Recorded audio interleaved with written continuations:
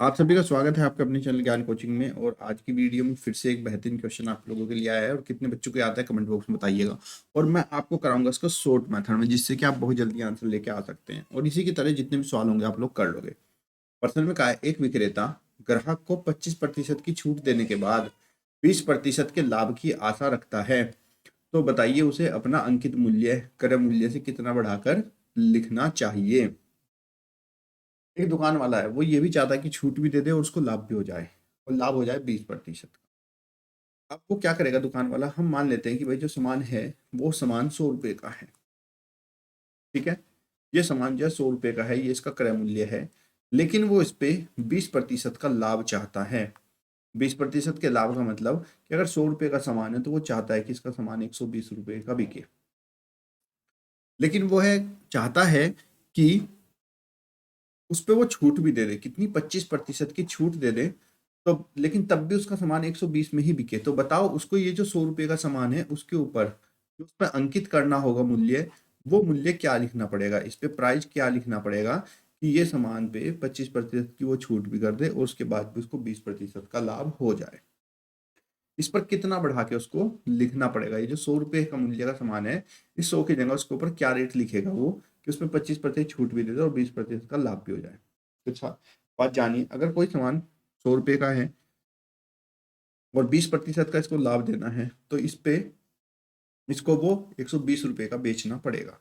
ये इसका विक्रय मूल्य हो जाएगा। अब हमें बताना है कि अंकित मूल्य क्या है, और अंकित मूल्य पर छूट कितनी देगा, वो 25% की छूट देगा। 25% की छूट, कितने की, 25%। तो भाई अगर ये सामान हमारा यहाँ पे हमें निकालना है, तो अगर हम मान लेते हैं कि ये क्या है, x रुपए, अंकित मूल्य क्या कर रहा है, वो इस पे x कर रहा है। ठीक है, 25% छूट के बाद वो सामान 120 रुपए का उसने बेचा है। तो ये छूट का मतलब क्या हुआ कि ये x का कितना, 75% है। कितना, 120, क्योंकि 25% छूट है ना। तो 25% अगर छूट है तो लेगा कितना, वो 75% मूल्य लेगा कि नहीं लेगा इसका। तो x का 75%, x गुणा 75/100 बराबर 120। तब x बराबर 120 गुणा 100/75। 25 × 25, 25 × 100 और 3 × 12, 4 × 160। अब इस पे जो इसको मूल्य अंकित करना पड़ेगा, ये मूल्य उसको कितना रखना पड़ेगा, 160 रुपए। अब 100 रुपए का सामान कितना रखना पड़ेगा, 100 रुपए का जो मूल्य का सामान था उसके ऊपर 100 नहीं, 160 रुपए अंकित करना पड़ेगा।